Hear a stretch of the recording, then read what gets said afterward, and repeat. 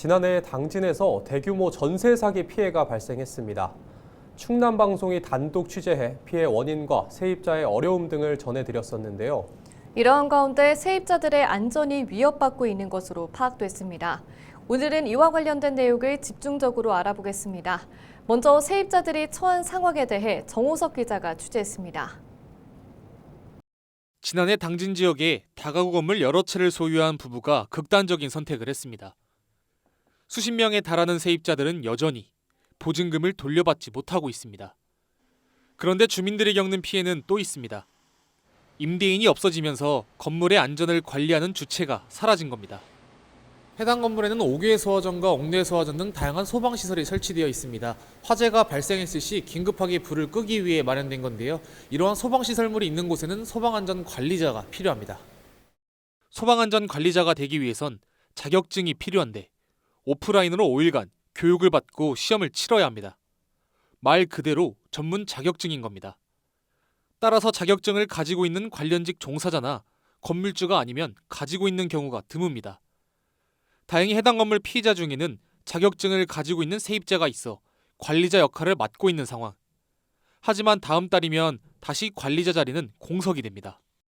잠깐 회사의 안전관리자 등록을 해제한 후에 지금 안전관리자로 등록을 해주신 거라 잠시나마 해주시는 거라 3개월밖에 안 해주신다고 못 해주신다고 하셔서 다른 세입자가 자격증을 따기란 현실적으로 어렵습니다.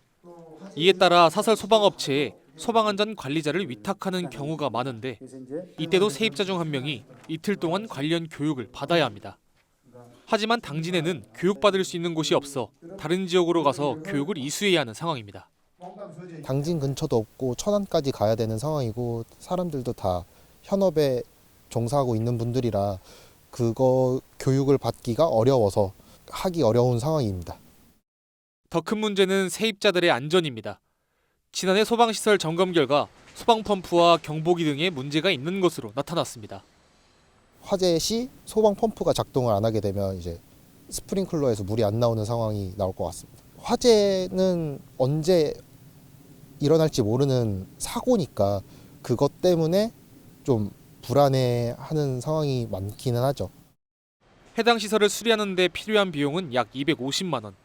하지만 세입자들은 쉽게 시설을 고칠 수 없습니다. 전세 사기 피해가 발생한 이후 건물을 떠나 사는 피해자가 있는 등 다양한 이유로 돈을 모으기 쉽지 않기 때문입니다. 또 현재 해당 건물은 경매 대기 중인데 낙찰자가 나타나더라도 수리 비용을 돌려받지 못할 수 있습니다. 보증금도 다 날릴 수도 있는 상황이고 그 수리비 또한 한 200만 원, 300만 원 돈 나온다고 듣긴 했는데 그것도 각 세입자들끼리 낸다고 해도 너무 큰 금액이다 보니 부담이 되는 상황입니다. 지난해 발생한 당진 지역 전세 사기 피해.